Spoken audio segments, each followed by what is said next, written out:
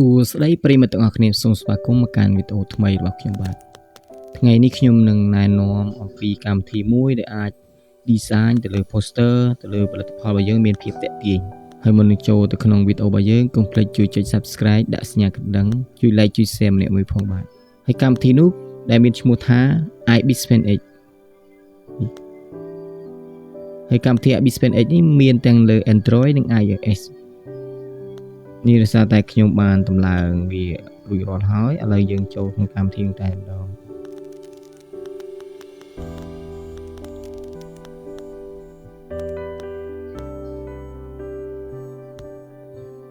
នេះគឺជាផ្ទាំង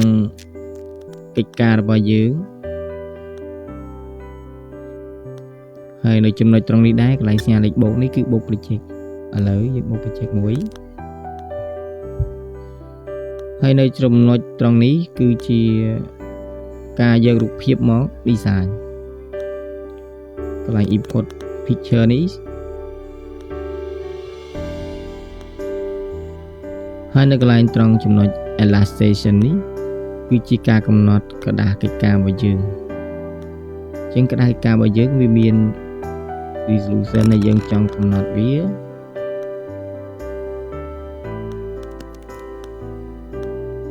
ហើយនឹងមាន UHD រូបភាពការ៉េ 3x4 16x9 ដោយសារតែឧបករណ៍របស់យើងនេះវាផ្ដេកការកំណត់ setting របស់វានឹងផ្ដេកតាមនឹងដែរតែចង់បានបឈើឧទាហរណ៍ថាខ្ញុំយកទំហំ 3x4 នេះខ្ញុំចង់បានបឈើអញ្ចឹងខ្ញុំកំណត់នៅខាងលើនេះដាក់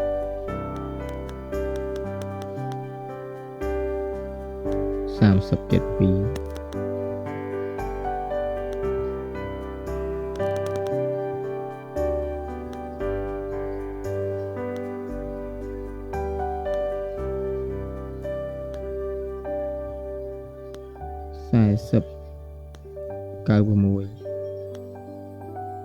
អានេះគឺជាទំហំ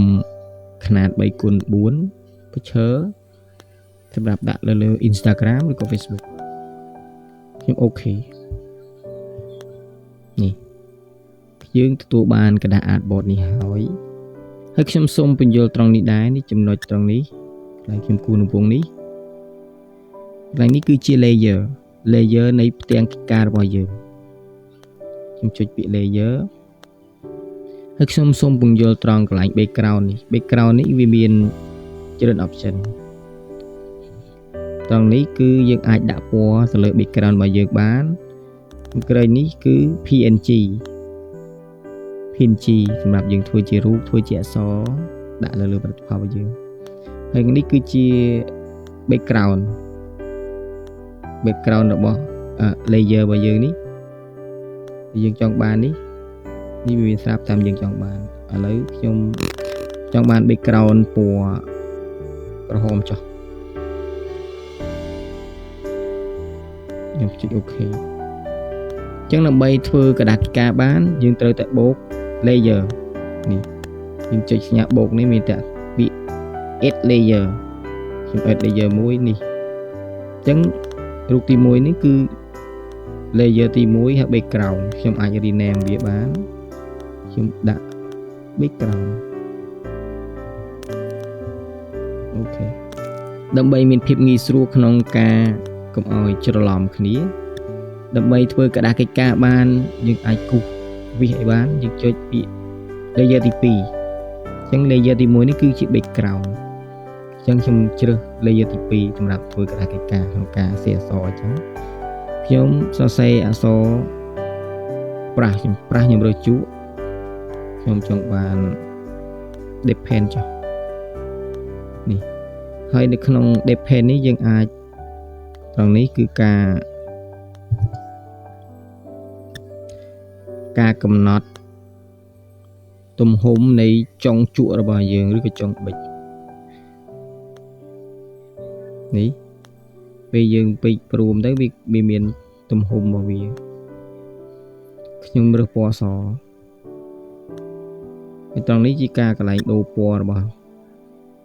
ជក់របស់យើងឥឡូវខ្ញុំសូមគូរអក្សរពាក្យ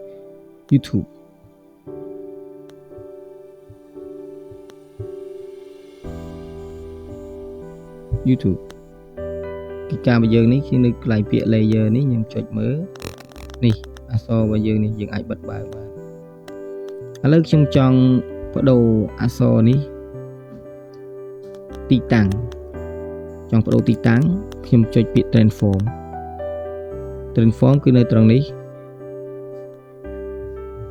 transform នេះដើម្បីដូរអក្សរនឹងចុច transform យើងអាចពង្រីកពង្រួមឬក៏ដូរទីតាំងត្រង់ណាដែលយើងចង់ដាក់ត្រង់ណាអញ្ចឹងឥឡូវខ្ញុំចង់ដាក់ត្រង់នេះចុះខ្ញុំចុច OK